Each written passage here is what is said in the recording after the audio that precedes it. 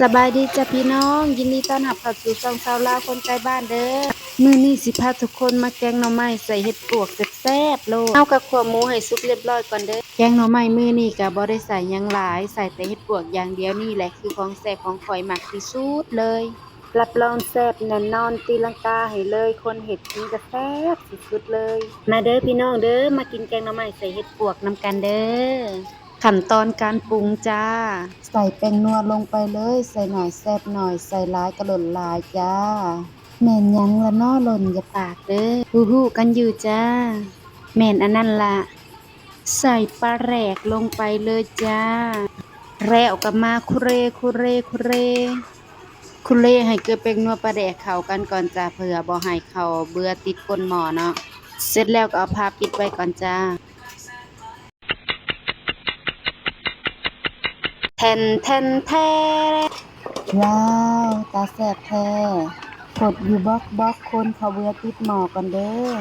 อยากมีคนย่องเด้ว่าป้าเจ้าคือเฮ็ดกับข้าวเก่งแท้พอสิขึ้นหลังคาตีลังกามาให้เบิ่งเลยได้เวลาสิเบิ่งแล้วอืจางเพิ่มทั้งเกลือทั้งน้ำปลาเลยจะได้มีรสชาติที่กลมกล่อม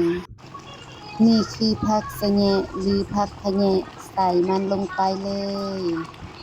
แล้วก็ปิดไฟพร้อมรับประทานได้เลยจ้า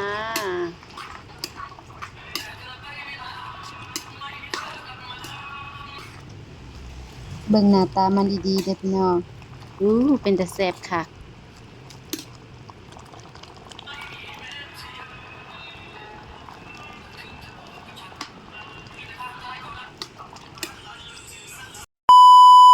มากินข้าวนำกันเด้ออ้า